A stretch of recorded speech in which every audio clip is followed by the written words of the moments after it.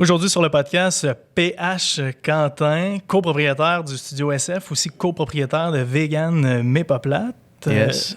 PH, ça va bien? Ça va super bien. Merci de me recevoir dans mon studio. C'est hot. Ben honnêtement, man, merci d'avoir accepté mon invitation. C'est le fun parce que tu es le premier invité avec qui j'ai pas beaucoup de contexte. Donc, on se connaît pas beaucoup. Mm-hmm. On a discuté pendant une trentaine de minutes. Ouais. On va en savoir un peu plus. On a des amis communs aussi. Oui, c'est vrai, c'est vrai. Et d'ailleurs, pour ceux qui le savent pas, PH a un excellent podcast qui s'appelle Sans filtre podcast où on parle de n'importe quoi avec nos invités, si je comprends. C'est exact. Il suffit que tu en aies écouté 2-3 pour savoir que c'est ça le concept. Là. Ouais, c'est ça. On parle de ce qu'on veut avec nos invités, that's it. On reçoit des invités de tous les milieux, puis on fait juste parler. Des fois, on parle même pas du milieu de l'invité, puis c'est parfait comme ça. C'est vraiment intéressant. Allez écouter ça. Moi, c'est le genre de podcast que j'écoute souvent en revenant du bureau parce que j'aime ça écouter des podcasts qui sont pas juste business. Donc, le matin, généralement, je vais écouter des podcasts qui sont plus business. Ensuite, le soir, j'aime bien sous-écoute de Mike Ward. Sinon, j'aime ça mixer avec le tien un peu. Je trouve que vous avez des bonnes conversations, on se reposant, c'est le fun. Merci.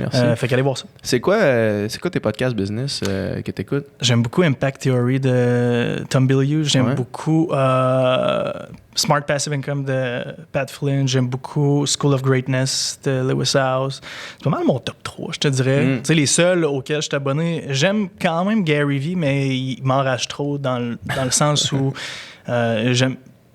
j'aime entendre les gens parler. Puis lui, avoir un invité ou pas, ça change rien parce qu'il parle tout le temps tout seul. Puis il coupe. Puis moi, ça devient trop frustrant. Mais il y a quand même du bien à retenir de son podcast. Fait qu'avant, j'étais abonné au sien aussi, mais plus maintenant. Fait que c'est vraiment ceux que j'aime le plus. Toi, d'ailleurs, à quoi t'es abonné en termes de podcast? En termes de podcast, moi, je suis vraiment un fan de sport. Okay. Fait que je suis beaucoup les podcasts de la NBA. Spitting Chicklets, la NHL. Okay. J'écoute ces trucs-là, ça me détend. Quand je vais courir, j'aime ça. Sinon, je suis abonné au Daily du New York Times. Okay. Puis à chaque matin, c'est ma routine. Là. J'écoute les épisodes du Daily qui sont sortis cette semaine-là. Là. C'est vraiment super intéressant. Puis c'est une façon de rester à l'affût de l'actualité là, le plus possible. Dernièrement, ça traite beaucoup du coronavirus. Fait qu'on apprend toutes les nouvelles affaires qui sortent. Fait que c'est intéressant à ce niveau-là. Sinon, je suis abonné à Joe Rogan. Okay. Mais je les écoute pas toutes parce que des fois, ça devient barbant un petit peu. Là. J'étais plus fan de Joe Rogan que je le suis maintenant. Je trouve que des fois, il se perd un petit peu. Puis... je trouve que c'est moins le fun que c'est l'était, Joe. Ouais, j'ai l'impression plus sérieux. Aussi. On dirait que lui s'est donné je sais pas, il est plus sérieux qu'il l'était. Ouais. En fait, il l'a bien dit l'autre fois. Là, j'ai écouté son épisode avec Bernie Sanders. Ouais, OK. Puis, tu sais, il disait le podcast est rendu trop gros au sens où maintenant j'ai un poids. J'ai un réel poids dans les prochaines élections. Il dit, puis moi, c'est pas du tout ça que je voulais quand j'ai commencé le podcast. Okay. Fait que lui, ce qu'il voulait, c'est juste s'asseoir avec des amis et parler de UFC puis de whatever. Puis là, c'est rendu tellement gros que le monde font juste... Ils boivent ses paroles, tu sais. Puis je pense que même lui, il doit plus être tant à l'aise avec ça. Là. Ouais, même il a reçu récemment un expert sur le coronavirus. Je me souviens plus du nom de l'expert. Puis j'avais lu plein de conspirations, genre Trump a payé Joe Rogan pour avoir lui sur le podcast pour faire peur à tout le monde. Puis... Ouais. Je pense que le podcast est rendu trop gros pour lui. Là. Ouais, mais c'est fou pareil. Là. En tout cas, tant mieux pour lui. C'est littéralement c'est un autre Oprah là, maintenant. Là. C'est l'Oprah des hommes blancs. Là. C'est n'importe quoi, man. Mais éventuellement, le podcast au Québec va devenir très, très gros aussi. Je suis tellement derrière sur le trend en ce moment. Ouais. D'ailleurs, toi, tu es un peu un pionnier là, avec Mike Ward. Ça fait un bout que tu le roules, ton podcast direct quand tu es sorti d'OD. De mettre mon nom en même temps que dans la même phrase que Mike Ward, je pense pas que c'est exact. T'sais, Mike Ward, c'est vraiment... ça fait 5 ans qu'il roule ça. Il a commencé avant tout le monde, là, tu sais, puis... il a commencé vraiment avant tout le monde. Là, ouais, ça, c'est comme sa nouvelle version. Là, ouais, c'est ça, exact. T'sais, ça fait 5 ans sous écoute, puis écoute, man, je veux dire, c'est tellement écouté. Par contre, il y a toute la question de c'est un show d'humour live aussi, là, fait qu'il y a cet aspect-là qui est à considérer dans tout le succès de Mike Ward sous écoute. Je suis pas sûr que quand il a commencé, le monde était nécessairement prêt à des podcasts. Je pense qu'il y a encore beaucoup plus de monde qui l'écoute sur YouTube que sur Balado. Là, c'est Mike qui nous disait ça. Mais ouais, c'est ça. Mike, c'est vraiment le chef. Mais nous autres, on a décidé de lancer ça quand je suis sorti d'Occupation Double. Puis ça a explosé direct. Puis on s'attendait pas à ça du tout, là. Fait que ça a été une super expérience. Puis ce qu'on a réalisé, en fait, Dom puis moi, c'est que on était... C'était comme la meilleure partie de notre semaine, là. De s'asseoir puis de parler à du monde. Vraiment intéressant parce qu'on... on fait un petit peu de populisme au sens où on reçoit des personnalités connues pour la plupart. Par contre, quand t'es connu, souvent, c'est pour une raison, tu sais. Puis souvent, c'est parce que t'as quelque chose à dire, t'as quelque chose d'intéressant, tu sais. Fait que ça fait qu'on rencontre des gens exceptionnels, puis on a des conversations exceptionnelles aussi. Fait que non, on a eu bien du fun. Puis comme de fait, nous, comme je te disais avant, c'est vraiment les écoutes audio qui sont en constante croissance, là, ça n'arrête pas. Là. Mais tant mieux parce que tu sais, je suis content que tu aies utilisé ton leverage d'occupation double quand tu es sorti de là pour partir ce genre de projet-là parce que tu amènes du monde dans l'univers du podcast. Mm-hmm. Puis tu sais, souvent quelqu'un qui va être, admettons, passionné d'entrepreneuriat ou de marketing, peu importe, va chercher pour des podcasts entrepreneuriales une fois sur la plateforme parce que la plupart du monde ne savent même pas qu'est-ce que c'était un podcast il y a 2 ans. Là, ça commence tranquillement. Justement, grâce à des gars qui apportent du monde sur ces plateformes, Mike Ward, toi, tu sais, etc. Fait que, non, je te remercie, man. Honnêtement, d'être un pionnier, entre guillemets, de ce mouvement-là. Fait que super intéressant. Ça fait plaisir, en tout cas. PH, aujourd'hui, on va parler de ton parcours entrepreneurial. Ouais. C'est quand même récent. Tu vis beaucoup de défis. Il y a beaucoup de changements dans ta vie, probablement. Là, la business, c'est un peu un saran wrap autour de ta vie, que tu le veuilles ou que tu le veuilles pas. Et toi, tu en as 2. Tu n'en as pas seulement une. Tu as un studio ici. Très beau, d'ailleurs, pour ceux qui... je fais pas de ads, je paye ma location aujourd'hui, by the way, guys, mais c'est un très beau studio. Si vous êtes intéressé à partir de votre podcast, améliorer le vôtre, il y a du soutien vidéo. Nicole, super bon aussi à la console. Merci, Nicole. Ouais, c'est ça. Dans le fond, ça s'est fait vraiment un peu comme un cheveu sur la soupe. Là. Je m'attendais pas à me lancer en business. C'est arrivé vraiment par hasard. On venait de lancer... notre podcast, ça faisait peut-être 2 mois qu'on roulait le Sans Filtre. Puis là, on s'est comme dit, Dom puis moi, mon partner dans le studio, on voyait aller aux États-Unis plusieurs réseaux de podcasts qui s'ouvraient, des studios qui produisaient plusieurs podcasts. Fait qu'on s'est dit, on pourrait, investir pour acheter un espace, acheter de l'équipement puis tout le kit.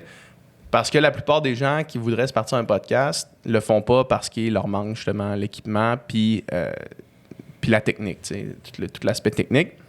Mais tu sais, il faut que tu hostes ton podcast, il faut que tu aies des micros, il faut que tu aies exactement, c'est ça. Si tu veux partir ça tout seul chez vous, il faut que tu te gears, il faut que tu sois quand même geek du truc, puis c'est beaucoup d'efforts aussi, là, tu sais.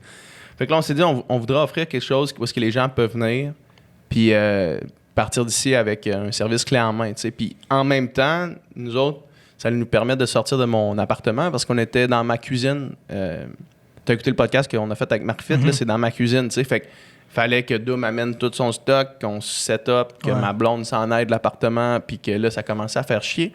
Fait que on s'est dit, on va se prendre une place, puis on va espérer d'être capable de le rentabiliser, tu sais. Dans le pire des cas, on arrivera even. Finalement, on a loué ça. On a décidé de voir si on était capable de produire des podcasts. Dans le fond, nous, on allait vendre de la publicité puis on allait faire un partage de revenus avec certains podcasteurs. C'est ce qu'on a fait avec quelques personnalités. Jay du Temple, entre autres, qui a son podcast ici. Finalement, on s'est rendu compte que peut-être que ça, c'était pas la mine d'or. Puis que finalement, peut-être, tu sais, que on avait l'impression, en fait, que le monde qui écoutait des podcasts grandissait moins vite que le monde qui voulait faire des podcasts au Québec en ce moment, parce que peut-être qu'on n'était pas rendu à 100% là. La radio a encore beaucoup d'influence au Québec. Fait qu'on s'est dit, on va offrir plus de possibilités au monde d'enregistrer leurs podcasts que de nous-mêmes produire des podcasts qu'on a de la difficulté à rentabiliser à cause des annonces. Fait que c'est ça qu'on a fait. Puis finalement, ça a bien fonctionné. Puis là, on s'est rapidement remboursé, puis on a rapidement tombé dans le profit. Puis nous, ça nous permet d'avoir des podcasts de qualité. T'sais. Puis en même temps, de créer du contenu de qualité à chaque jour. Fait que c'est très cool. Je comprends bien le grand gagnant là-dedans, c'est Nicole à la console qui écoute tous les podcasts. Nicole, c'est le gars au Québec qui écoute le plus de podcasts indépendants. Il n'y a personne d'autre qui en écoute plus que lui, c'est sûr. Là. Il est là de tous les podcasts. Puis Tu veux-tu Ouais, t'as un mic, Nicolas? Ouais, ben oui. Mais ouais, je pense sans prétention, là, clairement, j'en écoute. Je pense que je bats des records, là, en fait. Là. J'en écoute pour au moins 15 heures par semaine, en fait. Là. C'est débile. C'est malade, mais moi, je trippe. Là. Moi, j'ai du fun au bout. Là. Ouais, tant mieux. Ça prend du monde passionné. Puis ta deuxième business, c'est Vegan mais ça. pas plate. Ça, c'est avec ta copine. Parle-nous-en rapidement, faire un briefing. C'est ça. Dans le fond, tout ça, c'est arrivé dans le même mois. Là, fait que moi, j'ai passé de jamais avoir pensé me lancer en business à incorporer 2 business en 1 mois. Là. Puis tu le sais, incorporer une business. Là, toi, je sais pas c'est quoi ton background en termes d'études et tout, mais moi, j'ai étudié en littérature. Là. Fait que quand c'est venu le temps d'incorporer ma business, d'avoir les numéros d'entreprise du Québec, après ça, d'avoir mes numéros de taxes, après ça, d'ouvrir les comptes entreprises, après ça, de faire une demande de carte de crédit pour les 2 entreprises en 1 mois, mon gars, j'ai perdu des cheveux. Là. Ah ouais, parce que j'avais aucune idée. Là. Littéralement aucune idée. Là. J'ignorais qu'il y avait des actions de type A et des actions de type B. C'est le genre de choses que j'ignorais. Là. J'ai toujours été extrêmement autodidacte dans la vie pour tout. Fait qu'au début, ça me semblait une tâche insurmontable. Surtout qu'en même temps, tout ça, on construisait le studio ici. Là. Fait que là, puis dans ma vie personnelle, je déménageais en plus. Là, fait que c'était une accumulation. Là.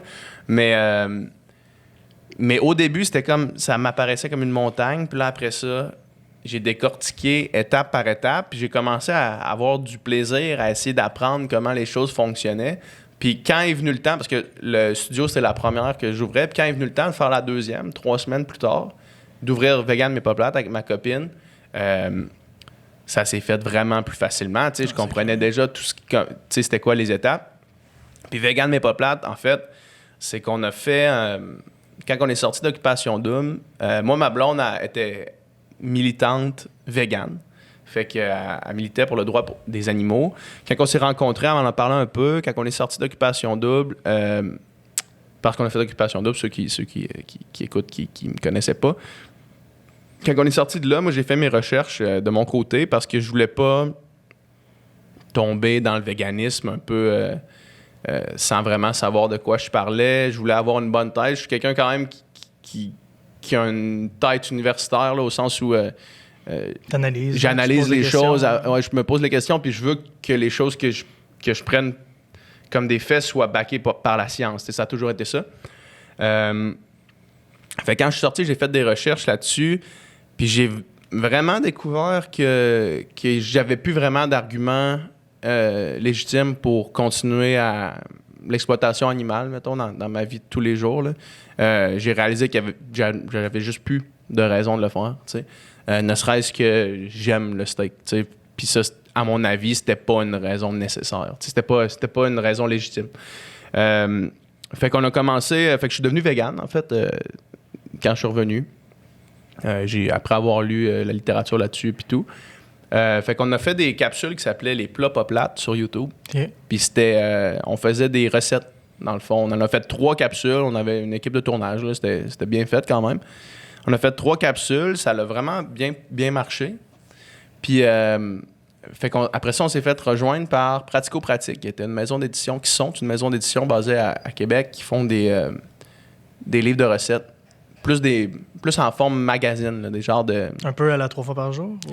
Un petit peu à la 3 fois par jour, dans le fond. En fait, ouais, à la 3 fois par jour. Quand on va, mettons, à l'épicerie, puis qu'il y a tous les livres de recettes devant les caisses, tu sais, mettons, 5 ingrédients en 15 minutes, là, ça, c'est Pratico-Pratique. Okay. Fait qu'ils nous ont rejoints pour qu'on fasse un livre de recettes. On a fait un livre de recettes qu'on a appelé Vegan mais pas plate. On pensait que ça allait être seulement un livre de recettes. Finalement, ça a vraiment bien marché, le livre de recettes aussi. Puis là, on s'est dit, OK, il y a sûrement plus que ça dans Vegan mais pas plate. Fait qu'on a fait un site web avec Pratico-Pratique encore une fois. Puis on a décidé de s'incorporer puis de lancer le brand Vegan mais pas plate. Fait que d'enregistrer les trademarks et tout le kit pour éventuellement faire d'autres d'autres produits qu'un livre de recettes. Fait qu'on a fait une bûche de Noël durant le temps des fêtes. Ça a été aussi un succès. Puis là, on a fait des plats surgelés qui sont chez Costco. Puis ça a été ça aussi un succès. Fait que pour l'instant, on touche du bois. Là, mais tout ce qu'on a fait encore avec ce brand-là, ça a bien marché. Fait que c'est cool. C'est intéressant quand même parce que Costco, c'est une grosse bête. Là. Il y a beaucoup de demandes qui font. Puis ils veulent des ventes garanties. Puis si ça marche pas, ils te renvoient ton stock, etc. Fait que, première question, c'est comment vous avez fait pour percer Costco out of the blue? Vous n'avez pas de distribution en ce moment-là. À moins que vous étiez déjà chez IGA Métro. OK, vous n'avez pas de distribution. Ouais. Premier client, c'est Costco? Oui. Dans le fond, on a travaillé avec MS3 Food, qui sont nos fournisseurs pour ces plats-là. Puis MS3 Food ont quand même possèdent une technologie, je te l'expliquais un peu avant, mais c'est une technologie de surgeler sous vide. Puis c'est eux autres qui ont le pattern de ça, le patron de ça au Canada. Là. Fait que c'est les seuls qui peuvent l'utiliser. Fait que c'est eux qui faisaient les M&M. Fait qu'il y avait déjà une renommée puis une capacité de production. Fait que les autres, ce qu'ils ont fait, c'est qu'il y avait des produits, une autre gamme de produits qui s'appelle Resto To Go, qui étaient des produits qui étaient en collaboration avec Thaizone, Thai Express, tout ce qui est sous la bannière du groupe MTY. Là, fait que c'est énorme, là, tu sais, Houston, toutes ces affaires-là. Fait que les autres, il y avait des produits comme ça. Puis là, ils lançaient aussi la gamme de produits vegan mais pas plate. Fait que ce qu'on a décidé de faire, c'est de payer un roadshow chez Costco. Fait qu'un roadshow, c'est quand tu vas là puis qu'il y a la bannière du brand, une madame qui te fait goûter des trucs, puis des représentants du brand. Fait qu'on s'est dit, on va se payer un roadshow, c'est dispendieux quand même. Ouais. Si tu rentres pas dans ton argent, t'es dans le rouge. Là, Puis ça, c'est pas mal pour tout chez Costco. Costco, nous autres, on avait aussi, qui jouait pour nous, on avait aussi eu un grand succès chez Costco avec notre livre de recettes. OK, c'est ça qu'on sait pas. Le livre de recettes était déjà distribué chez Costco. Le livre de recettes avait été distribué chez Costco. Par contre, c'est qui est rentré chez Costco, le livre de recettes? C'est Pratico-Pratique. Pratico-Pratique, eux autres qui ont déjà... Ils ont de la distribution chez Costco, puis on avait eu un bout d'aller pour les 2 premières semaines. Ça avait été débile mental. Sauf que en même temps, comme tu disais, c'est des ventes garanties. Fait que ça va super bien. Puis là, à amener, tu sais comment, il reste 4000 copies, puis on les veut plus. Fait que repartez avec. Ils vous l'ont fait? Ouais. Ben à la fin, je veux dire, à amener... C'est parce qu'eux prennent des décisions. Là, ils font les autres, c'est comme, OK, ben celui-là, il descend moins qu'avant, puis là, on en aura un qui descendrait plus. Fait que le chiffre, finalement, on s'en est sorti avec d'autres distributions, surtout la vente en ligne, là, où est-ce qu'on a fait, tu sais, notre entrepôt était rempli de livres, là, fait qu'on a réussi à en écouler des stocks. Bref, on est rentré avec les plats surgelés dans un roadshow. On s'est payé un roadshow à Boucherville. Fait qu'un Costco. Un Costco à Boucherville. Puis, à ce moment-là, Costco a 100% de la distribution. Ça veut dire que toi, en advertising, tu pousses tout le trafic chez Costco. Exact. Okay. Parce que ta mission de vie en ce moment, toi, c'est que les plats, ça sort à Boucherville pour que Costco font un test run dans d'autres. Nous autres, c'était les 2 semaines où on s'est dit, là, ça passe ou ça casse. C'est ce qu'on veut, c'est défoncer tout là. Okay. Fait qu'on on n'a pas ouvert le gaz à 100% sur le marketing digital. Parce qu'on sait qu'est-ce que ça peut faire. On l'a déjà fait pour le livre. On sait l'impact que ça peut avoir. Mais on s'est dit, on va le faire à 50%. Parce que l'objectif, c'était de ne pas brûler le brand. C'était de, tu sais, mettons, on parle au Québec au complet sur nos plateformes web. Puis on avait Olivier Primo qui nous aidait dans cette histoire-là aussi. Fait que, puis lui, tu sais, il est suivi par vraiment beaucoup de monde, mais partout au Québec. Puis on s'est dit, on va pas pousser à 100% le truc, sachant que c'est pas tout notre monde qui peut aller chercher nos plats. T'sais. On veut pas aliéner non plus nos abonnés. Fait qu'on s'est dit, on va cibler notre marketing digital. On va faire une espèce de 40 à 50% de ce qu'on pourrait faire normalement. Puis on va voir qu'est-ce qui se passe avec ça. T'sais. Fait que c'est ça qu'on a fait. Ça a été un succès monstre. Là. On a doublé la valeur de notre roadshow juste en vente sur place à Boucherville. Fait qu'on s'est remboursé, puis on a même fait du profit de ça, tu sais. Puis c'était débile, là, tu sais, c'était comme... On avait les statistiques des ventes chez Costco d'un roadshow, mettons, là, puis on a triplé un roadshow moyen juste avec nos plats à nous, là, tu sais. Fait que un roadshow, si je comprends bien, c'est que t'as une bannière. Ça dure combien de temps? 2 semaines. OK, 13 2 jours. semaines. Toi, tu as un bout d'aller pendant 2 semaines. Ouais. Avec une bannière. Avec un représentant sur place. Un représentant de ton brand. Ouais, là, c'était nous autres qui étaient là. On est allés, là. OK, ça aide. Ouais. Puis, tu as une madame qui a eu engagé un third party pour faire les dégustations. exact. Là. OK, parfait. Puis, elle était là juste pour vous. Il y avait tout le temps quelqu'un en rotation pour vous, dans le fond. Je comprends bien. Exact. OK. Ouais. Puis, fait que là, ça l'a tout explosé. Fait que l'étape d'après, c'était de faire... l'entrepôt de Boucherville, on dit, nous, on les veut. T'sais, nous, on les prend. That's it. Fait que là, ils sont rentrés dans le congélo à Boucherville une semaine après. Puis, avec... Ce qui est intéressant avec un roadshow, c'est qu'au-delà de faire des preuves, tu fais goûter ton truc au monde. Fait que ça a tellement été bon. C'est tellement bon. C'est tellement des beaux produits, des bons produits, bien brandés. Le branding est cool. Que dans les congélos après, ça a été aussi un énorme succès. Là. Fait que après ça, il y a d'autres entrepôts qui ont fait « Hey, nous autres, on aimerait ça, en avoir un. » Fait que là, on a décidé de déplacer le roadshow. Parce qu'on s'était rendu compte qu'on était rentré dans notre argent avec le roadshow, même plus. Fait qu'on s'est dit, on va amener le roadshow dans d'autres entrepôts. Fait qu'on a amené le roadshow à Saint-Jérôme. Il s'est passé la même chose. On a amené le roadshow à Boisbriand. Il s'est passé la même chose. Nice. On a amené le roadshow à Brossard. Il s'est passé la même chose. Fait que là, on est rendu à 4 entrepôts maintenant, qu'on est dans le congélateur. Donc, les 4 que je viens de nommer. On est à quelle date en ce moment? En ce moment, on est à quelle date? C'est dans quelle... En ce moment, on est le 13 mars. Non, excuse. Dans ton histoire, en fait. OK. Donc, merci de me le rappeler. Mais Donc, ça fait peut-être... non, mais je voulais peut-être voir pour une mise en contexte, c'est le monde qui nous écoute. Là.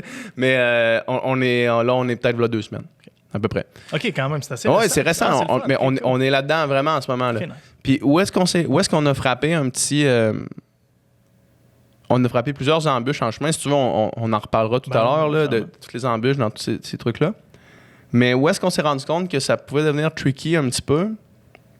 C'était... On veut pousser les roadshows.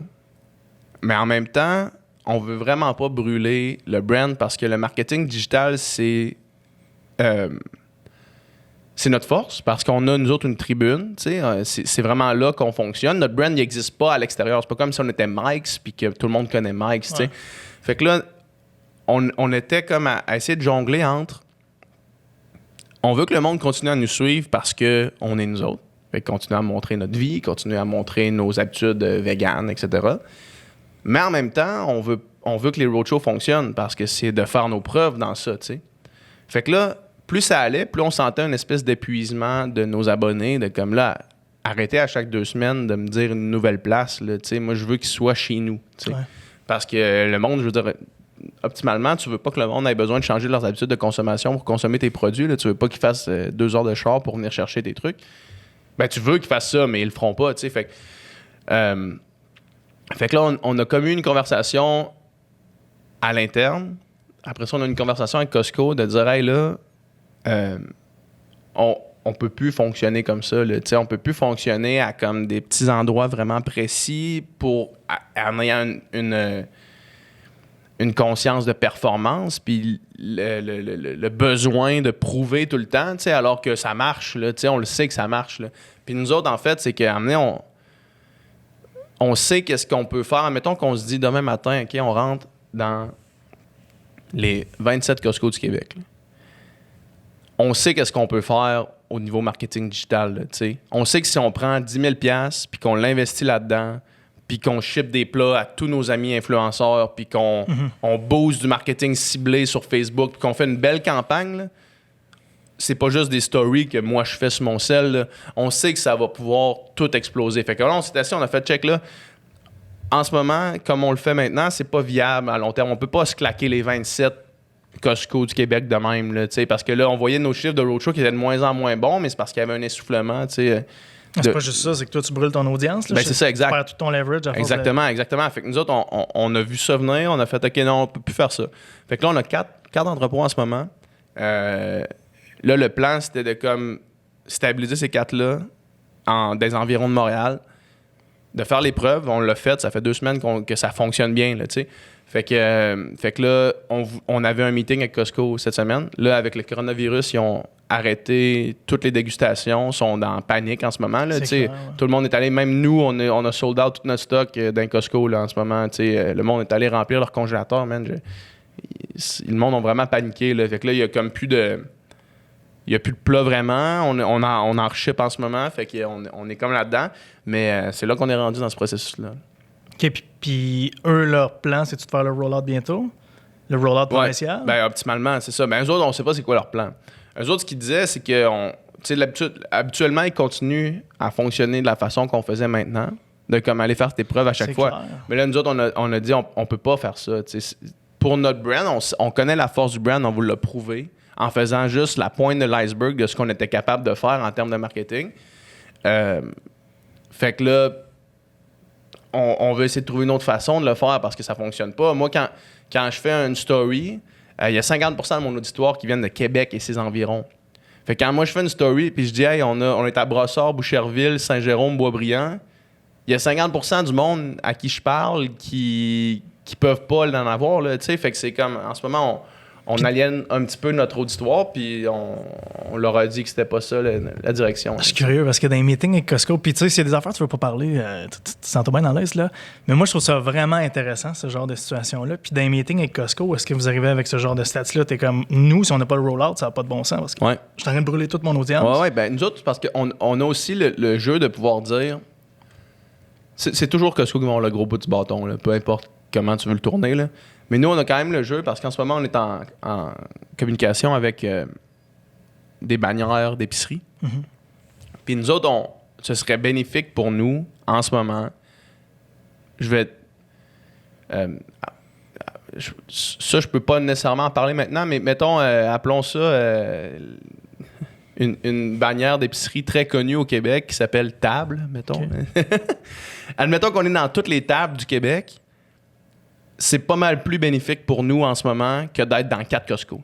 Oui, puis la différence, c'est que si tu serais dans toutes les tables du Québec, Costco ne ferait pas un par un, il ferait un roll-out provincial pour te tester tout de suite. C'est ça, exactement. L'affaire, c'est que vous êtes allé tout de suite chez le gros joueur. Oui, exact. Puis là, c'est pour ça qu'ils ont le gros bout du bâton, parce qu'ils savent que est-ce que vous êtes pris là par contrat? Non, pas du tout. Pas du tout. Si demain matin, on décide de donner l'exclusivité à Table, on le donne l'exclusivité à Table, tu sais. Sauf que nous autres, ce qu'on pense, puis je pense qu'on a un bon feeling par rapport à ça avec les résultats qu'on a eus en ce moment, c'est que tout le monde serait gagnant si on était at large chez Costco, tu sais.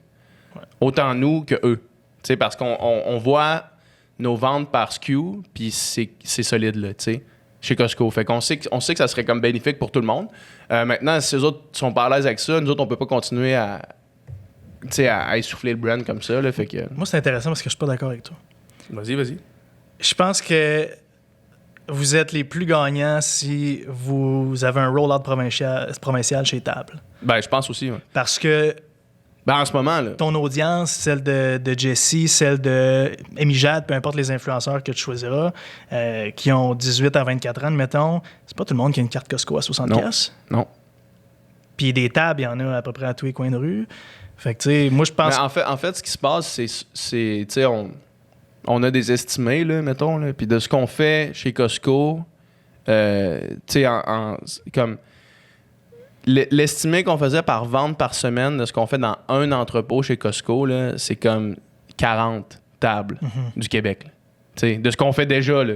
Ça, c'est qu'est-ce qu'eux te disent? C'est ce qu'on sait. Mais t'as jamais testé Table? Nous, on n'a jamais testé Table avec Vegan mais pas plate. Par contre, MS3 avec qui on travaille ont déjà testé Table. Fait qu'ils sont au courant du nombre de ventes chez Table d'un produit qui a du succès, tu sais. Puis malgré le fait que des tables, il y en a plus, un Costco, c'est vraiment plus qu'une table, tu sais.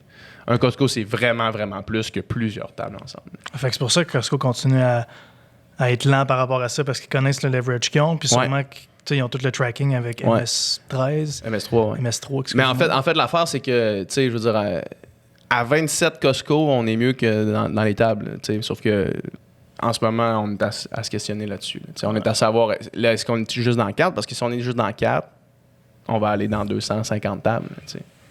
Puis moi, qu'est-ce qui me fait peur, c'est que si t'es dans 27 Costco, c'est qu'après ça, eux peuvent dire, OK, on donne le roll-out provincial, mais on prend l'exclusivité. Ça veut dire que t'es obligé bloquer toutes les Costco, tables. ils prennent pas l'exclusivité sur, Jamais sur rien. OK. Ouais. C'est intéressant quand même. Ouais. Costco, ils prennent pas l'exclusivité parce qu'ils s'en crissent. Parce qu'ils ont des ventes garanties. Ils s'en foutent. Les autres, ils ont vraiment le gros bas du bâton. Puis avec raison. On l'a vu pour notre livre de clair. recettes. Là, comme le tirage est débile mental. C'est fou. Je suis allé l'autre fois pour... v'là 3 jours. Puis, man, je veux dire, tu sais, c'est de la file, man, jusqu'au fin fond, là. Le monde, puis ça coûte 250$. Ouais, chaque fois que je vais là, c'est jamais en bas de 200. Non, c'est débile. Même en papier de toilette, c'est comme... Tu sais, tout le monde va là pour dépenser. Ouais, exact. Fait que, écoute, man, on en est là. C'est sûr qu'il y a beaucoup d'apprentissage à faire, là. Tu sais, nous, on voit la seule affaire qu'on peut voir, c'est nos stats. C'est les stats de vente de nos affaires. L'estimer, au moins, c'est ça l'affaire, c'est qu'on n'est pas comme juste deux petites vierges dans cette histoire-là. Là. On est avec quand même des partenaires qui ont déjà fait des affaires de même, qui ont déjà travaillé avec les chaînes, qui ont déjà travaillé avec Costco, qui savent c'est quoi la game. Fait on se fait quand même bien conseiller là-dedans. Mais t'as l'air d'avoir des partenaires solides. Tu sais, d'ailleurs, de rentrer chez Costco tout de suite. Mais j'ai hâte de suivre cette histoire-là. Puis j'espère que vous allez donner un ultimatum à Costco pour faire comme bon. Bientôt, ça nous prend un rollout provincial. On l'a dit, on l'a mentionné. Nice, on l'a mentionné parce que nous autres, tu sais, nous, on se fait genre table à temps là, en ce moment. Là, c'est clair. Ouais. C'est vraiment intéressant. Puis c'est le fun d'avoir toutes ces décisions stratégiques-là derrière la business. Ouais, mais ça. Puis vous êtes plusieurs partners. Fait que, tu sais, ça rend les choses un peu moins évidentes. Là. Dans le studio, tu es avec un chum d'enfance. Mm-hmm. Ça, c'est le fun. J'ai déjà eu une business avec un chum aussi. Puis la vibe est complètement différente. Ah, ça n'a pas rapport. Là. C'est moins shift business. Ouais, en même temps, tu sais, il y a moins de scalability possible. Ah, man, mais c'est sûr, là, tu sais, le studio, le studio est beaucoup moins. Ça peut moins, 10 millions ça peut par année moins avec le studio. scaler que Vegan mais pas plate dans des Costco, là, mettons. Là. Puis j'aimerais ça te parler de partnership, justement, parce Ouais. que je sais que c'est un gros défi, c'est un gros Mm-hmm. changement dans une vie d'un entrepreneur, de devoir dealer avec du monde. Puis souvent, peu importe à quel point tu connais la personne, quand on commence à entrer de l'argent puis des décisions, c'est un peu comme élever un enfant. J'irai pas jusqu'à là, j'ai pas d'enfant, je suis pas capable de réellement comparer, mais tout de même, on élève quelque chose ensemble. Un projet commun. Tu sais, c'est un projet, puis comment tu vis ça? T'as-tu eu de la misère au début? T'as-tu encore de la misère? C'est toujours je pense que c'est toujours c'est un défi constant, là, ça n'arrête jamais. Là. Ce qu'on a fait, avec le studio, en fait, on est 50-50, Dom puis moi, puis, tu sais, n'importe qui écoute notre podcast qu'on fait ensemble, il est au courant que quand j'ouvre la bouche, c'est pour dire la même chose que lui allait dire, tu sais. Fait qu'on a vraiment ça, c'est vraiment pas compliqué, là, tu sais. Le studio, on s'appelle, on fait, hey, tu es d'accord pour ça? Ouais, good, parfait. On n'a jamais vraiment été en désaccord, à part pour des petites affaires, là, tu sais. Mais après ça, l'autre affaire, c'est aussi d'être en business avec ma blonde. C'est vrai, j'ai même pas pensé. Ça, c'est compliqué. C'est ça qui est compliqué parce que là, man, de pas faire leaker le stress business dans la relation de couple, ça, c'est tough. Ça, c'est intéressant. Ça, c'est tough J'ai à même pas faire. pensé. Ouais, ça, c'est quelque chose qui est de l'apprentissage beaucoup. Quand tu as une frustration, mettons, si moi j'ai une frustration envers Doom, je vais y dire, puis ça affectera pas mon quotidien. Là. On va se confronter par rapport à la business, mais demain matin, on va être encore les meilleurs amis, puis ça va finir là. T'sais. Là, une fois que tu as une conversation, puis un désagrément avec ta partenaire quand c'est ta blonde ou ton partenaire de vie, peu importe ton orientation sexuelle, puis que là, tu as un désagrément avec cette personne-là business, mais que le désagrément, je veux dire, quand tu l'as à 6 heures le soir, c'est quand t'arrêtes, là. C'est quand est-ce que tu fais, ben check, laissons l'affaire fondamentale de notre compagnie qu'on n'est pas d'accord de côté, puis soyons un couple, tu sais. Fait que ça, c'est beaucoup d'apprentissage à faire, beaucoup d'avancer un petit peu à tâtons, en erreur, en frustration. Ouais, c'est pas tout le temps évident. Ça. Non, vraiment J'imagine pas. que vous avez tellement grandi en tant que couple à travers cette histoire-là. Ouais, vraiment, vraiment. Puis ce qui a vraiment aidé, parce que Vegan mais pas plate, au début, on était à 50-50. Ce qui a vraiment aidé, c'est quand on a rentré Louis-Philippe dans le business, que lui a pris un pourcentage. Puis ça fait que lui, il fait basculer la balance quand on n'est pas d'accord. Tu sais. Quand on a quelque chose vraiment qu'on n'est pas d'accord, on fait ben OK, ça c'est ton opinion, tu me l'as exprimé, je suis pas d'accord, ça c'est la mienne. On va demander à LP, puis il va trancher. Tu sais. Fait qu'en ajoutant un troisième comme ça qui permet de. Médiateur un peu. Un peu médiateur, puis qui permet de ben moi, je suis d'accord plus avec ça. Ou prenons les deux idées, faisons ça ensemble. Puis que là, ça passe pas mal mieux. Ouais. Il y a moins d'émotions aussi dans pas les négociations, mais dans les confrontations, parce que ça reste ta blonde quand même. Là. Tu peux pas... Tu négocies pas avec elle de la même façon que tu négocies avec Doom, par exemple. Non, mais c'est ça le problème. C'est parce que faut que tu fasses cette distinction-là, tu sais. Puis moi, au début, je la faisais pas nécessairement. Là. Tu sais, moi, toute ma vie, que ce soit dans les travaux d'équipe ou quand je travaillais avec du monde, quand quelque chose qui faisait pas mon affaire, je me gênais pas pour le dire, tu sais. Fait qu'au début, je me gênais pas pour le dire non plus à ma blonde, tu sais. Puis je disais quand même sec, mais pour moi, je le disais à ma partenaire, tu sais. Je le disais pas à ma blonde, là, tu sais, je le disais à ma partenaire d'affaires. Mais c'est jamais perçu de la même façon. Fait qu'il a fallu apprendre un petit peu à gérer ça. Ouais. Puis l'autre point après ça, c'est de trouver les bons fournisseurs. Tu sais, puis ça c'est quand même compliqué aussi, tu sais, de trouver des bons fournisseurs avec un bon contrat de licence, avec être capable de drafter des affaires qui sont bénéfiques à tout le monde. Surtout avec du monde qui font des affaires depuis longtemps. Comme c'est facile d'avoir l'impression d'être en train de se faire enculer. Clairement, c'est ça, je m'en ai dit. Je veux dire, toi, tu n'as aucune expérience. Non, exact. C'est avec un gros joueur. Ce qu'on a fait, par exemple, c'est qu'on s'est associé avec un avocat qui fait du business, qui était un ami à moi, en fait, d'enfance. Puis il nous a vraiment beaucoup aidé avec ça. Là. Vraiment beaucoup.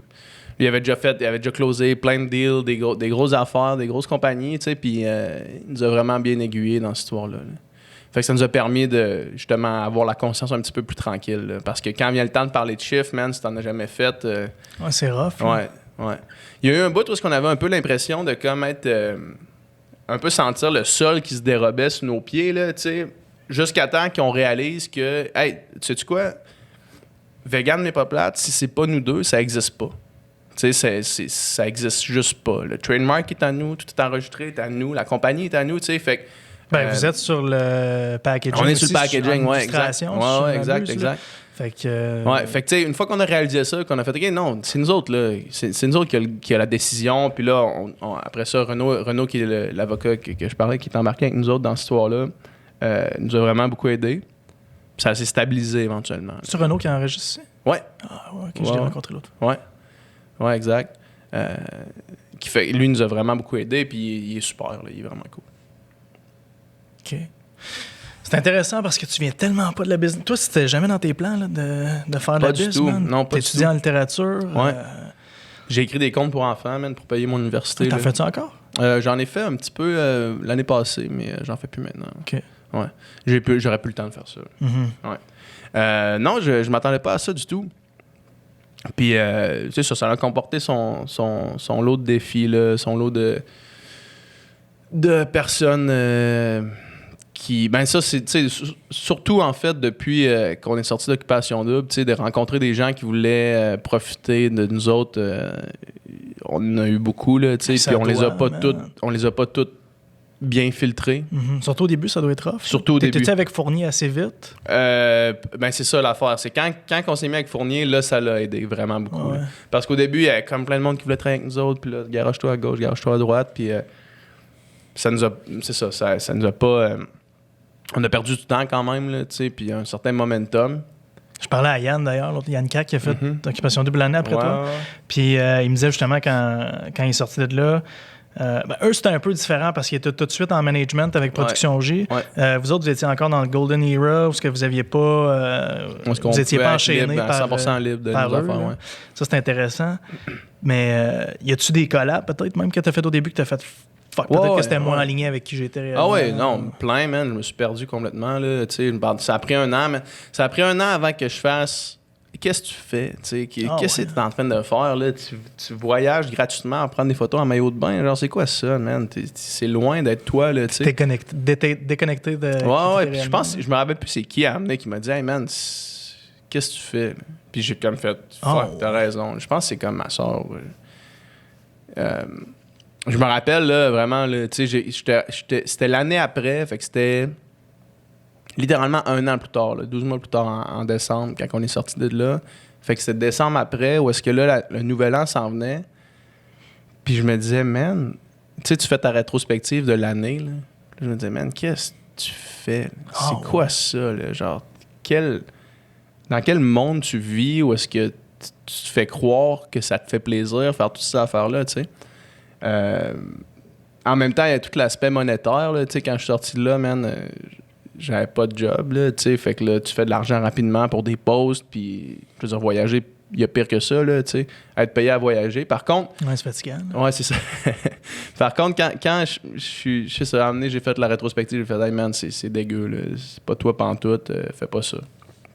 Fait que quand j'ai pris cette décision-là d'arrêter de faire des collabs, je me suis dit, OK, qu'est-ce que tu fais maintenant? T'sais, qu'est-ce qui te rendrait bien? Puis je voulais pas abandonner complètement la visibilité que j'avais parce que, je veux dire, c'était hot, là, tu sais, je veux dire, ça aurait été un tremplin pour n'importe quoi. Fait en commençant par le podcast, puis après ça, le livre de recettes, puis après ça, tu sais, bon an l'an, c'est comme, OK, non, ça me fait plaisir, ça, j'aime ça. Fait que comment est-ce que je poursuis ça? Tu sais, comment est-ce que je peux continuer à grossir ça? Puis, c'est ça, en tombant un peu de reculons pas de reculons, mais en tombant par hasard un peu dans le business, là, tu sais. Puis encore aujourd'hui, tu sais, mettons, t'es arrivé ici tantôt, tu t'es assis, puis tu m'as posé plein de questions sur la business. T'sais, moi, c'est pas le genre de questions que je me pose en ce moment. Je me pose pas la question comment je pourrais maximiser telle affaire. Comment je pourrais... C'est vraiment pas le genre d'affaires que je me pose parce que j'ai jamais eu ces réflexions-là, parce que ça a jamais été quelque chose qui était... qui m'occupait ma pensée, mettons. Là. Contrairement à moi, que ça me passionne complètement. Je me souviens d'avoir écouté 2-3 de tes épisodes, essayer d'avoir le plus de contexte possible sur toi. Puis je vous écoutais, admettons, faire vos ads. Puis là, déjà, je commençais à avoir des idées. Je suis là, tu sais, qu'est-ce que je pourrais faire ou dire à PH ou poser comme question pour essayer de l'aider. Puis déjà, j'avais comme des trucs. Ouais. C'est sûr. Puis c'est sûr que c'est un ami de la famille qui avait dit ça. Peut-être que tu connais la compagnie, tu sais, les sacs Lavoie. Les sacs avec genre la bande réfléchissante. J'en avais un au cégep. Ouais, exact. Ça, c'est une compagnie qui s'appelle Identification Sport. OK. C'est québécois? C'est au Saguenay, ouais. Oh, ouais. Ouais. Puis c'est à Chicoute. Puis ça, c'est un ami de la famille qui avait ça. Puis, tu sais, lui, il avait arrêté l'école. Je pense qu'il avait pas fini il avait peut-être fini son secondaire 5, mais il était pas allé plus loin, tu sais. Puis il avait embarqué dans cette business-là tout de suite. Puis il s'était fait demander, tu sais, toi, ça a bien marché, tu n'as pas besoin de l'école, tu sais. Puis là, il dit, ben écoute, si j'étais allé à l'école, ça aurait été 2 fois plus rapide, puis ça aurait été 2 fois plus gros. Au sens où les connaissances, il les a appris sur le tas, tu sais, mais d'avoir les connaissances de base, c'est sûr que, tu sais, moi, man, il y a bien des affaires que j'aurais faites différents, là, tu sais. Initialement, si... Tu parles si t'avais été en admin? Non, si, admettons, tout ce que j'ai appris sur le tas maintenant, je le savais au début. T'sais. Ah, ouais, OK. Ça serait à recommencer. Si c'était à recommencer, tout irait pas mal plus smooth. Puis c'est le même principe. Ces connaissances-là, je les aurais eues si j'avais étudié en ça. T'sais, si j'avais pensé faire ça, je me serais informé au moins avant de tomber dedans comme ça. Là, fait que pas nécessairement études universitaires, pas nécessairement étudier en quoi que ce soit, mais juste d'avoir la connaissance initiale, c'est sûr que ça aurait été plus simple. Là. C'est sûr et certain. Puis tu sais, je veux dire, juste pour des questions de comment faire scaler le truc, comment maximiser tout. C'est sûr que ça, c'est le genre d'affaire que ça aurait été mieux si j'avais su avant. Ouais. Mais sérieux, oui puis non, man. Sais-tu, moi, j'ai fait une technique. En fait, j'ai fait une technique, je ne l'ai pas complétée, il manquait mon stage. J'ai fait une technique en comptabilité qui, je pense, est vraiment intéressante quand tu es en entrepreneuriat parce que ça te donne des bonnes idées sur les chiffres. Puis la comptabilité, c'est quelque chose qui est vieux comme le monde puis qui continue de rester vieux comme le monde. C'est ça qui est intéressant. Pas comme le marketing, qui est une science qui évolue à chaque semaine puis il change vite. Moi, j'ai juste un secondaire 5 aussi de compléter. Puis j'ai pas trouvé que l'école m'a aidé tant que ça. Même zéro. On dirait que... Je veux pas dire que l'entrepreneuriat, c'est quelque chose d'inné, mais je pense qu'il y a certaines valeurs qu'il faut que tu ailles en toi pour vouloir performer. Puis, tu sais, même... Définitivement. Le souci de performance, c'est sûr que c'est quelque chose que j'ai toujours eu, là, ne serait-ce que dans la natation. Ça a toujours été la question de comment performer le plus possible. Toi, tu étais champion national? Oui, champion universitaire, champion canadien universitaire. Okay. Ouais, fait que je le dis parce qu'il y a quand même une distinction entre champion national et champion universitaire. Là. Champion universitaire, ceux qui sont à l'école encore. Mais il y a des ligues plus fortes qui sont à l'extérieur de l'école? C'est pas nécessairement plus fort, mais c'est différent. Les meilleurs nageurs sont pas sur le circuit universitaire la plupart du temps parce qu'ils veulent aller aux Olympiques, fait qu'ils font tous les sacrifices dont L'école. Exact. Mais tu sais, je veux dire, le champion canadien universitaire est quand même dans le top 3 au Canada. T'étais quand même là. Ouais, c'est ça. Mais ouais, c'est ça. Fait que... ouais, c'est ça, le souci de performance. Mais je suis d'accord avec toi que c'est la plupart du temps inné, mais probablement que parce que ça te passionne. Moi, c'est une passion qui grandit en moi, mettons, là, mais c'est pas quelque chose qui me passionnait initialement. Fait que probablement parce que ça te passionne, tu sais, juste le fait que tu es abonné à 3 podcasts de business que tu me disais tantôt, puis tu as sûrement lu crissement des livres là-dessus, tu sais, je veux dire, tu t'informes. Je fais le mien. Ouais, c'est ça, exact, c'est ça. En plus, c'est ça. Puis probablement que tu t'informes vraiment au quotidien par rapport à ça, puis probablement que tu l'as fait même avant de te lancer en business, tu sais. Moi, c'est pas du tout quelque chose que j'ai fait. Fait que, tu sais, quand je te parle d'école, pas nécessairement l'école, mais l'éducation, tu sais, l'apprentissage par rapport à ça, puis c'est sûr que ça t'aide, là. C'est sûr. Tu sais, si, mettons, je pouvais me poser toutes les questions que tu m'as posées initialement sans que tu aies besoin de me les poser, c'est sûr que je me les aurais posées, tu sais, puis j'aurais répondu moi-même à ces questions-là, tu sais. Ouais. Puis c'est souvent le genre de discussion que j'ai avec du monde qui sont plus business, tu sais, c'est comme... Ouais, mais là, mettons, c'est quoi ta scalability? Puis là, c'est comme, man, écoute, je le sais pas, là, tu sais, puis... L'autre jour, j'avais cette discussion-là, c'est comme le studio. Ouais, mais le studio, je veux dire, à amener, tu vas arrêter de scaler, là, parce que si tu loues toutes tes heures, qu'est-ce que tu vas faire? Ben, man, écoute, si je loue toutes mes heures, on traversera le pont rendu à la rivière, là, tu sais, mais c'est quoi? Comme je me suis pas lancé là-dedans en disant, OK, c'est quoi, comment je me rends millionnaire, là, tu sais, avec le studio, là. C'est plus, je suis plus tombé là-dedans par hasard, là, tu sais. Ouais, puis même avec tes ads tantôt, tu sais, je te disais tout de suite, je pense que tu devrais changer plus cher et blablabla. Puis tu sais, même toi, t'étais comment, non? Tu sais, pour l'instant, c'est correct. On va fouler les ouais, on va fouler ce qu'on a, puis on c'est verra ça. après. Ouais, c'est ça, exact. Puis c'est ça, surtout que, tu sais, c'est tout le temps une question, man, de combien de temps t'es prêt à mettre dans chaque affaire, là, tu sais. Puis Doom puis moi, on s'en parlait pour le studio. On disait, tu sais, les deux, là, en ce moment, on a mis beaucoup de temps au début, là, mais là, on a Nicole qui roule ça, tout seul. Puis...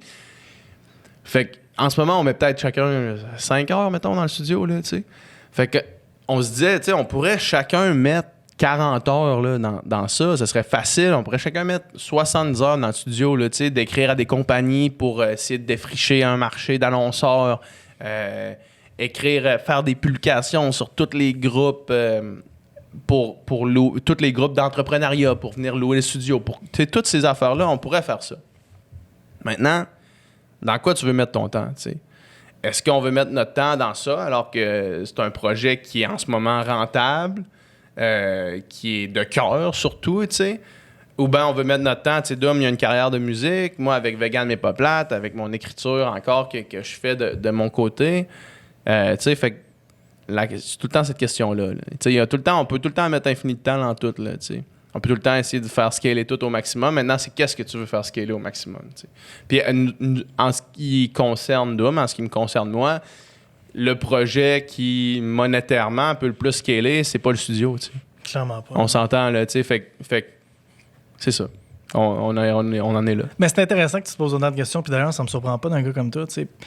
Puis encore là, je pense que tu peux aller encore plus loin dans la question, à dire même pour quelle raison je suis en entrepreneuriat. T'sais. Ouais. C'est-tu pour avoir un jour plus de liberté? Est-ce que c'est pour faire plus d'argent? Est-ce que c'est... Tu sais, quand tu te poses ces questions-là, ensuite, tu peux bâtir tes business dans ce sens-là. T'sais. Ouais. Ce qu'on s'est dit, tu sais, on a fait le calcul, mettons... tu sais, on a fait le calcul, Doom puis moi, avec le studio, mettons. Là. Puis on s'est dit, OK, mettons qu'on le remplit à temps plein. Mettons que Nicole il est ici à temps plein, 40 heures par semaine, à enregistrer du studio. T'sais. Puis nous autres, pendant ce temps-là, on est chez nous. Puis mettons qu'on faisait rien. T'sais. On serait correct. Pour vivre, mettons. Là, chacun de notre bord, là, on serait correct. Fait qu'on s'est dit, tu sais, au final, c'est quoi tu veux? Tu veux-tu, man? Tu veux-tu $1 million? C'est ça que tu veux ou tu veux être capable de faire quelque chose que t'aimes? T'sais? Ça, c'est une bonne question à se poser. Puis la mentalité entrepreneuriale, j'ai l'impression, corrige-moi si je me trompe, il y a beaucoup l'aspect faire le plus d'argent possible. Puis c'est normal, on vit dans un monde comme celui-là. Par contre, est-ce que ça devrait être la motivation de tous les entrepreneurs de faire ça? T'sais? Moi, mettons, avec Vegan mais pas plate, on a fait un estimé là, de où est-ce que ça pourrait aller selon en ce moment les statistiques qu'on a. Comment t'as un full rollout au Québec? Admettons qu'on a un full rollout partout là, au Québec, puis qu'éventuellement Costco, admettons qu'ils disent ce brand-là fonctionne, on le rentre aux States, on a calculé combien ça pourrait valoir, puis ce que ça pourrait valoir, c'est calissement de l'argent. Là, on le sait. Là. Mais ça, moi, je veux dire, si demain matin, tu me donnes 10 millions de dollars là, à moi, là, ma vie ne changerait pas tant que ça. Il y a certaines affaires que je profiterais plus, probablement. Tu optimiserais encore plus les choses que tu aimes actuellement. Ouais, probablement, que au restaurant, je prendrais la bonne bouteille de vin, Je prendrais la bouteille de vin chère. Peut-être que je déménagerais dans un condo, mettons, là. Mais à part ça, man, je sais pas qu'est-ce que je ferais d'autre. C'est intéressant, cette conversation-là, parce que j'ai fait un épisode il n'y a pas longtemps qui s'appelle l'importance de définir sa rich life, quelque chose comme ça. Qu'est-ce que ça veut dire pour toi, faire de l'argent? Puis, tu sais, nous autres, Believe, admettons, c'est passé très, très rapidement de genre 0 à 5 millions par année, admettons. Puis, moi, tu sais, jusqu'à l'année passée, mon père était en restauration, ma mère travaillait dans une épicerie, je viens pas de là. Tu comprends ce que je veux dire? Je viens d'un petit village en Gaspésie, fait que on n'a jamais vraiment eu d'argent, quoi que ce soit.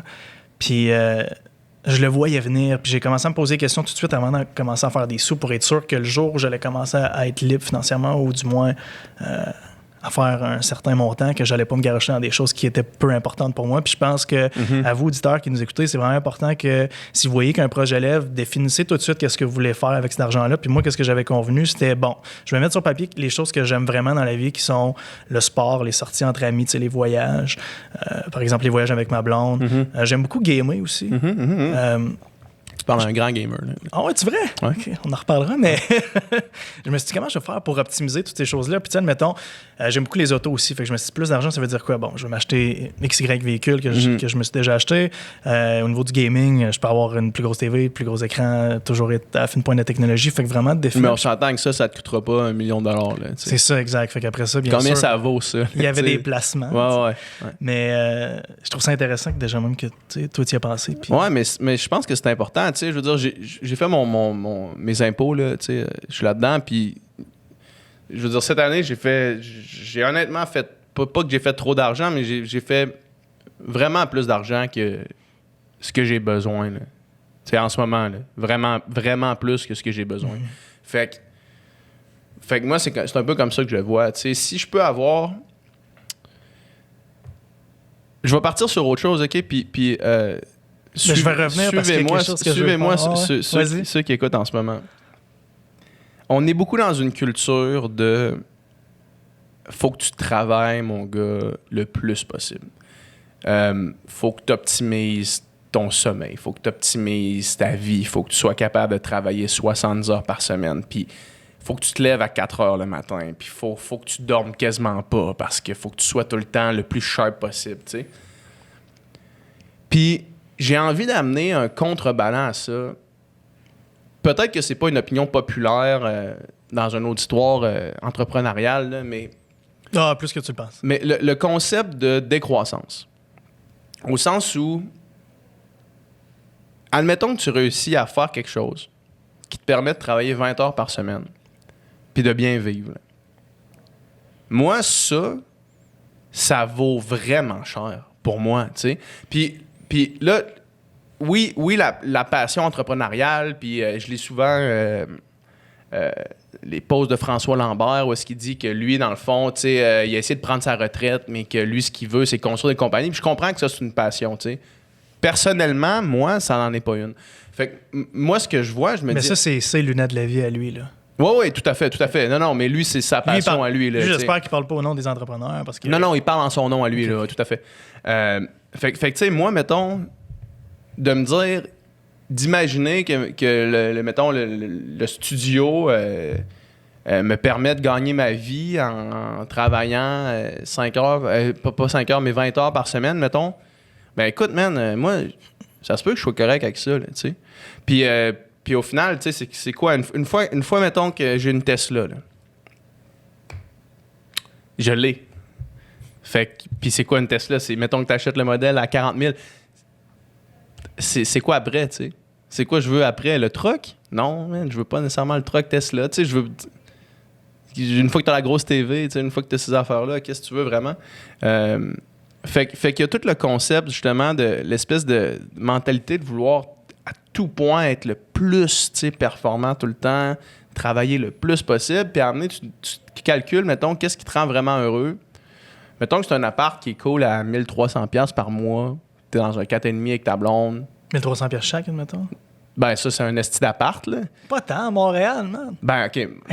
1300, ça fait 2006, neiges, mettons, là. 2006 par mois. Si tu payes 2006 par mois pour ton appartement, j'espère que c'est un esti d'appartement. Tant qu'à ça, achète-toi un condo puis paye l'hypothèque, là. Mais à Montréal, c'est cher, man. Ouais, à Montréal, c'est cher. Je suis à Côte-des-Neiges, je paye 2000, man. C'est une vieille... Ouais. Ben, ça va être quand même beau, là, à 2000$. Ben, moins que tu penses. Ah, Mike, je pense. Peut-être. Mais en tout cas, moi, peut-être que c'est parce que je suis à Verdun, là. Mais, tu sais, mais c'est ça. Mais si t'es rendu à 2600$ par mois, probablement que j'achèterais une maison de ville puis que je paierais l'hypothèque, là. Ça pour dire que Montréal... Ça pour dire que Montréal, c'est cher. Mais tu sais, au final, même si c'est 2600$ par mois, tu sais, je trouve ça quand même crissement de l'argent à chaque mois de crisser ça dans un proprio, là.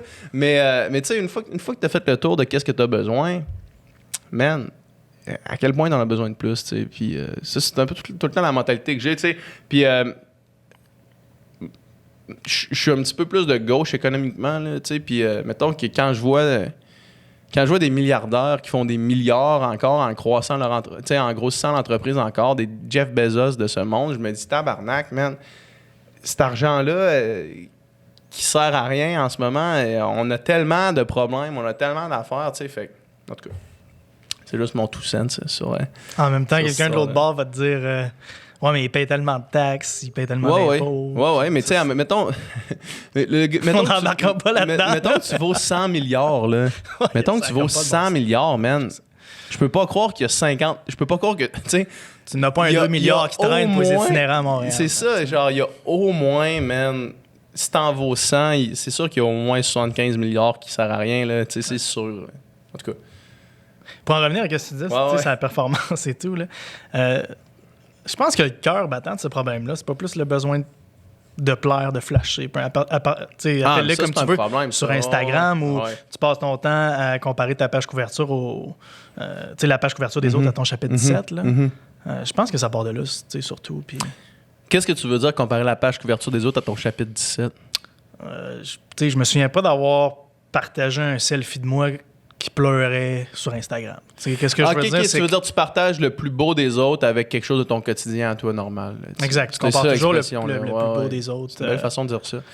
Oui, je suis d'accord avec toi. Puis tu sais, il y a vraiment aussi toute la culture du hustle puis du grind. Tu sais, de comme tu veux te montrer en train de grinder. Je comprends. Là, la plupart du monde qui font des posts comme ça, souvent, sont assis dans leur divan. C'est comme j'ai grindé pendant 2 heures aujourd'hui. Puis tu sais... Puis après ça, j'ai pas grindé, mais je montre les 2 heures que j'ai grindé, puis je dis que l'important, c'est de grinder. Ou je vais aller me louer une Lambo, je vais faire une vidéo, une photo sur Instagram, je vais vous dire à quel point c'est payant de faire des online courses, je vais vous vendre ça. Puis, tu sais, c'est problématique. Il y a du scam online. Puis c'est un peu pour ça que j'ai créé le podcast, où j'aime ça montrer le derrière de la scène, puis la réalité. Puis souvent, je parle des défis. Puis tu sais, même dans l'épisode numéro 7 que j'ai fait, j'ai parlé des crises de panique que j'ai faites dans la montée de Believe où il a fallu que je prenne un step back puis que je commence à prendre plus soin de moi parce que, tu sais, tantôt, tu disais souvent la valeur numéro 1 des entrepreneurs. Tu l'as pas dit de cette façon-là, mais la valeur numéro 1 des entrepreneurs, du moins de ce qu'on croit, c'est l'argent. C'est faire plus d'argent. Moi, qu'est-ce que je pense, c'est que la valeur numéro 1 de la plupart des entrepreneurs, c'est la liberté. Puis c'est pour ça qu'on part une entreprise pour être libre. C'est un petit peu aussi... Moi, je parle pour moi. Mais il y a aussi, tu sais, je veux dire... La liberté est aussi synonyme, puis aussi par extension, la liberté monétaire. Il y a ça aussi qui rentre en compte. C'est sûr que tu me dirais, c'est quoi ton objectif numéro 1 avec ton entreprise? Ben, c'est d'atteindre la liberté financière. Ouais, c'est ça. D'avoir des employés, que ça se roule tout seul, puis que je sois libre de faire ce que je veux financièrement. Exactement. Fait que t'as pas le choix de passer par l'argent pour arriver là. Mais c'est aussi la liberté d'avoir l'énergie de faire ce que je veux, puis avoir la liberté de faire les choses que je veux avec les personnes que j'aime. Fait que, de bien identifier les valeurs, puis notre échelle des valeurs et pourquoi on est dans l'entrepreneuriat, c'est vraiment fort. Là, ouais, puis la liberté aussi, tu sais, je veux dire, mettons dans le studio, moi je le vis bien, là, en ce moment, ça ici, c'est la chose la plus libre que j'ai faite de ma vie, là, tu sais, je fais ce que je veux, j'étais avec mon meilleur ami, on a un employé qui est là, on a un gars qui nous aide aussi dans les réseaux sociaux, mais on a un employé qui est aussi notre ami, tu sais, fait que c'est comme, on fait juste, man, ce qu'on veut, là. Il y a personne qui me dit quoi faire ici, il y a personne qui me contrôle, il y a personne qui fait rien, tu sais, fait que c'est la liberté absolue de faire ce que je veux. Fait que non, effectivement, je suis d'accord avec toi. Puis tu parlais tantôt des scams sur Internet. Moi, je suis une fille sur Facebook. Je vais vraiment taire les noms parce que c'est pas très important, là. Mais je suis une fille sur Facebook. On s'est pas fréquenté, mais on s'est... on a flirté à un certain moment dans notre vie. Puis j'ai continué à la suivre sur Facebook par la suite. Puis elle a comme commencé à sortir avec un dude qui roulait en Lambo, qui semblait faire ben du cash. Puis là, ça fait peut-être 4 ans, mettons. Là. J'ai continué à la suivre, OK? Puis là, elle a embarqué avec ce gars-là dans un truc. Ah, je sais qui, je viens de Québec, moi aussi. Puis ils ont commencé à faire, apparemment, de ce que je voyais sur Facebook, on en reparlera après, si tu veux. Là. Mais ce que je voyais sur Facebook, c'est comme ils faisaient crissement du cash, mais en 4 ans, en voyant une publication par jour puis en la lisant, je sais toujours pas qu'est-ce qu'ils font. Ah, je sais c'est qui. Je sais c'est qui. Je Attends, sais. je vais avoir plus de contexte. Nicole, coupe-moi ça au montage, OK? Couperas ça au montage, Nicole. On peut Nicole, remettre. tu peux remettre ça au montage. Note ça, Nicole. Mais, Je veux plus de contexte. C'est bon, parfait. Ouais, OK, on ouais, est sur la même page. ouais, mais au pire, regarde ça au montage, je fais juste mettre Fais un des bip. bips. Mets des bips. Mets des bips, là. mais ouais, c'est ça, tu sais. Fait en lisant un post à chaque jour pendant 4 ans, je sais pas qu'est-ce qu'ils font. Je sais pas qu'est-ce qu'ils vendent. Je sais pas c'est quoi leur compagnie. Je sais pas c'est quoi, man. Ça a l'air excitant, par exemple. Ça a l'air excitant. Ils sont comme diamants dans je sais pas quoi. Mais mon feeling, mon gut feeling, c'est que c'est de la vente pyramidale. Ça, c'est le feeling que j'ai. Mais encore là, man, je le sais pas. C'est comme des trucs entrepreneuriales d'une compagnie qu'on connaît pas, man, qu'on n'a aucune crise d'idée. Puis ça, man, il y en a plein. Là. Ah oui, il y en a plein. T'écoutes YouTube, là, une fois sur deux sur YouTube, ça va être le gars là, qui dit moi, je lis 3 livres par jour, puis j'ai une Lambo dans le garage. Ouais, c'est comme, ouais. voyons non, tabarnak, c'est quoi tu Tyler fais? Genre, ouais, c'est ça, c'est quoi? Genre, tu vends rien, il n'y a rien comme ça. Ça n'existe pas. C'est juste, donne-moi 500$, puis en me donnant 500$, tu peux demander à 2 personnes de donner 500$, mais toi, tu me donnes 25 des 2 500. Puis après ça, eux autres, ils peuvent faire la même chose. Mm-hmm. Mais c'est man, genre, fuck. Puis c'est ça. Fait qu'il y a comme l'espèce de besoin de montrer juste le succès, mais je préfère, montre-moi du contenu qui est moins du succès que juste, genre, une histoire de succès. Là. Je m'en calisse une histoire de succès si je vois pas l'histoire comme telle, tu sais. Si je vois juste le succès. Là. Mais on est tu sais, c'est ça notre génération, man. Tu sais, tu veux savoir c'est quoi la météo dehors, tu vas sur ton téléphone, tu checkes, tu sais c'est quoi la météo. Fait que, tu sais, moi, ça me fait peur d'ailleurs qu'il y a des jeunes au primaire qui ont déjà des téléphones parce que déjà, ils s'habituent à avoir tout à la pointe de leurs doigts. Puis là, tu deviens plus vieux, vient le temps de prendre action. Puis c'est compliqué parce que t'es pas habitué de faire un effort pour avoir quelque chose dans la vie, tu sais. Puis c'est normal que les scams font de l'argent en ce moment, puis c'est loin d'être fini, là. Non, c'est loin d'être fini. C'est là. vraiment loin d'être fini. Puis nous autres, on a fait un espèce de... on voulait vendre un genre de fichier web avec des recettes véganes. Un e-book, genre? Ouais, un genre de e-book, mais vraiment plus cheap. Puis ça aurait sûrement marché. Puis à un moment donné, j'ai regardé ma blonde, j'ai fait, hey, ça, là, comme, c'est juste pour faire de l'argent. Là. Ça nous amènera rien, ça va rien construire. C'est juste une passe de cash.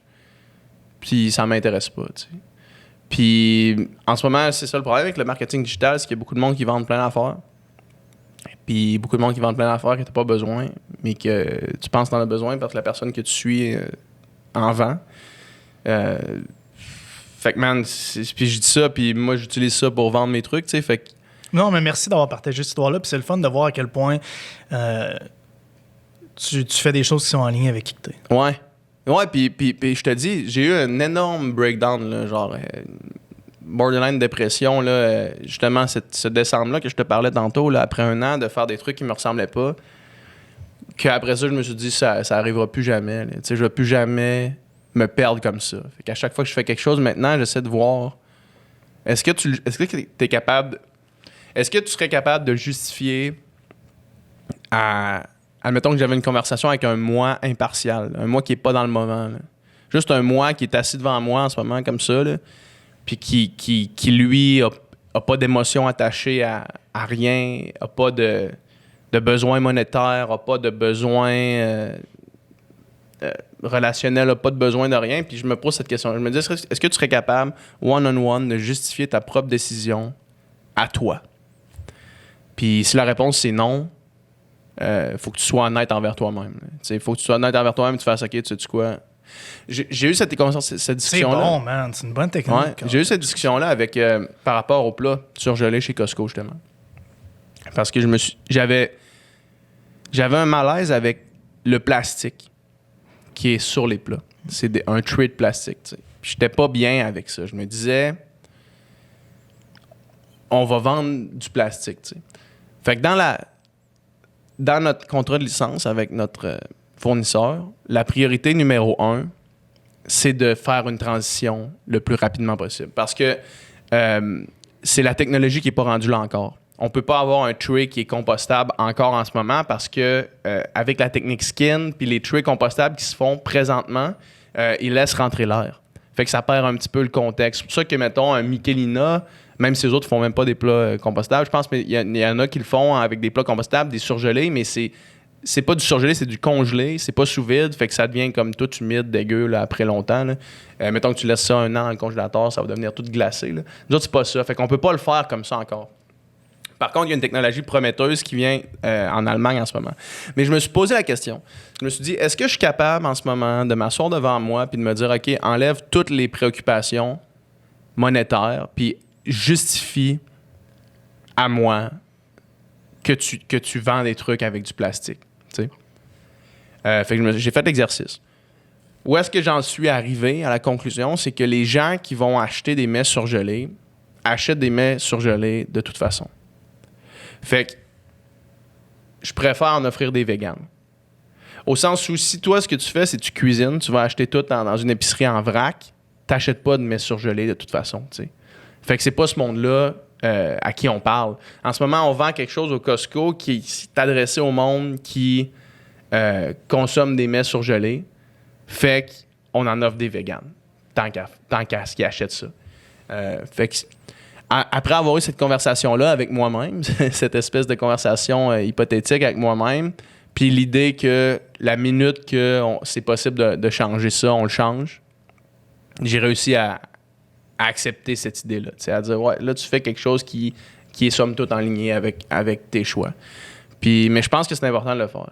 Ben non seulement ça, mais en même temps, il n'y a pas d'autres technologies que tu pourrais utiliser pour le moment. Puis tu as déjà un deal que vous allez faire la transition éventuellement. Ouais. Fait que tu peux pas faire autrement qu'être en paix avec toi-même. En même temps, je veux dire, tu sais...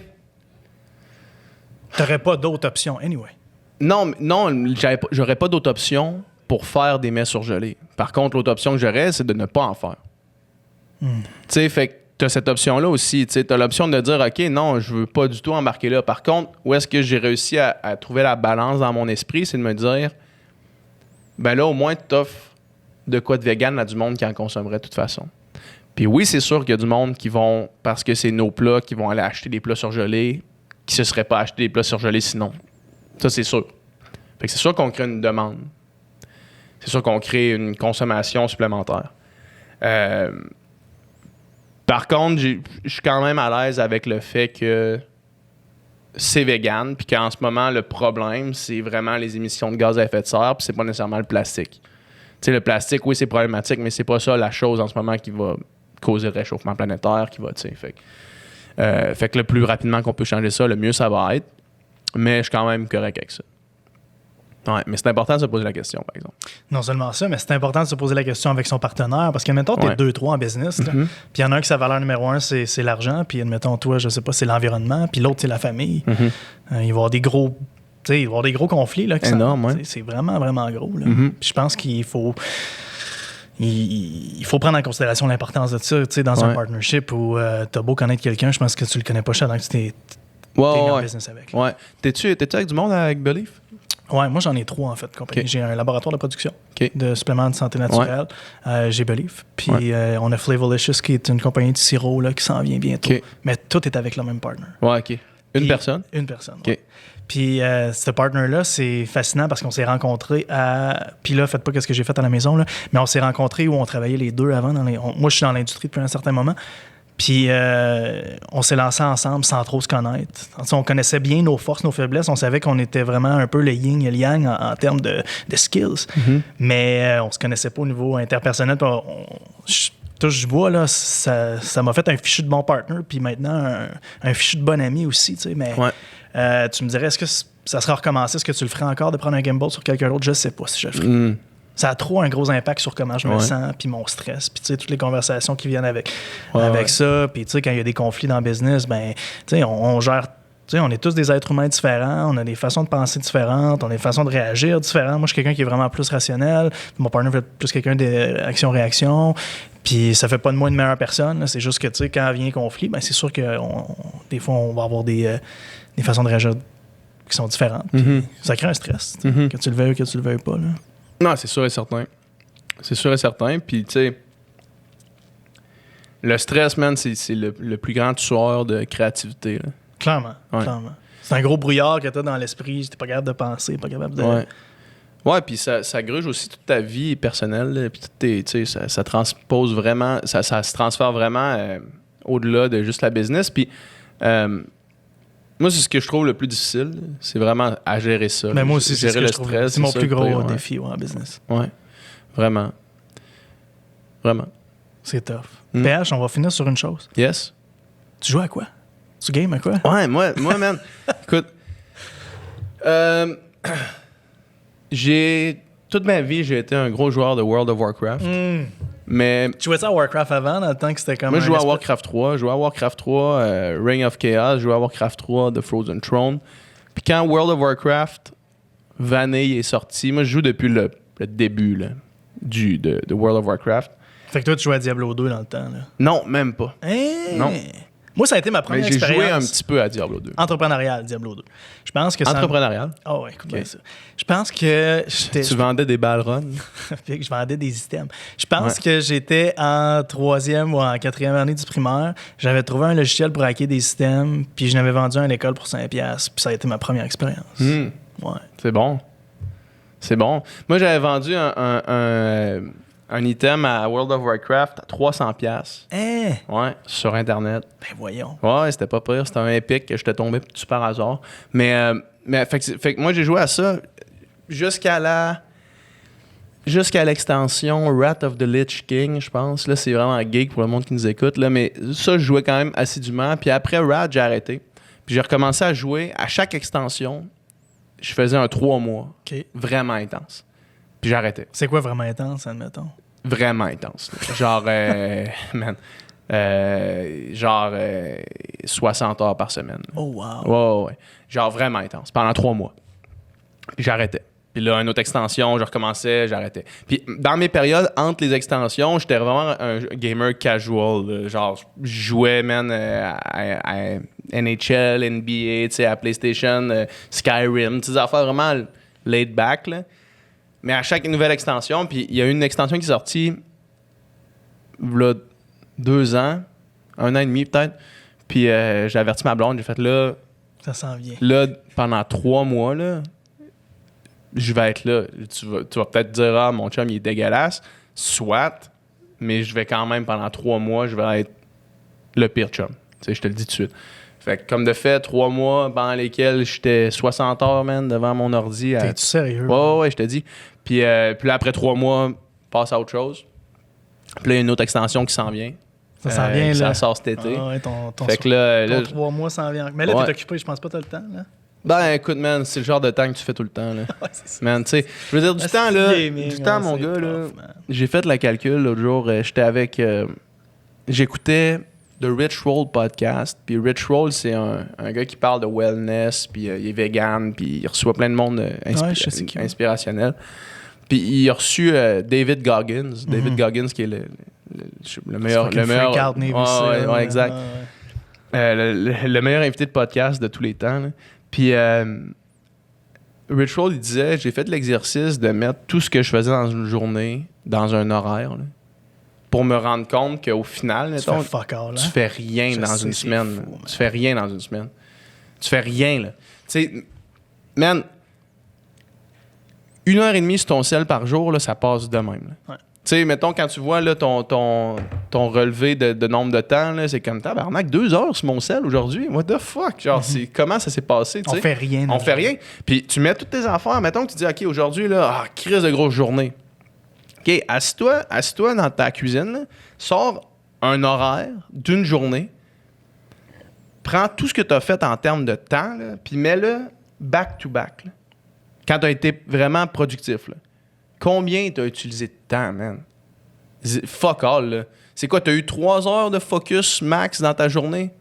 Genre, une journée, c'est 24 heures, man. C'était correct, là. C'est une grosse journée. Ouais, pourquoi? À cause que tu as pris le métro, man. Ça a pris 1h30. Après ça a pris 1h30 à retourner là. Après ça, tu as été sur ton sel pendant 20 minutes. Après ça, tu as été, tu sais.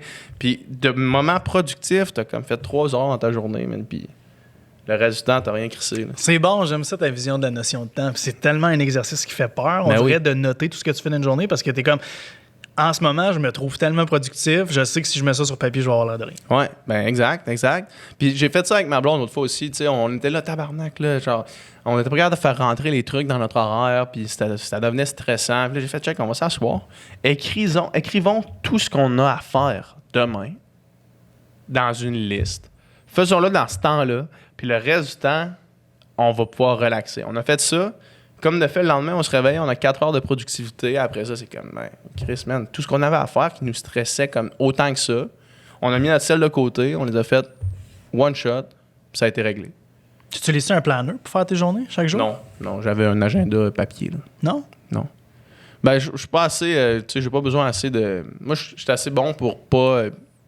me perdre dans gossant sur quelque chose. Tu sais, j'ai aucun TDA, mais je suis très focus quand je veux l'être. Là, fait que j'ai pas besoin de ça. Pour l'instant, en tout cas. Non? J'ai un calendrier, là. OK. Ouais, j'ai un calendrier qui me dit qu'est-ce que je fais quand je le Tu fais. fais pas de planif de journée, admettons. Avant, Non, j'ai pas nécessairement besoin de ça encore. J'ai pas frappé le moment où est-ce que j'avais besoin de ça. Ouais.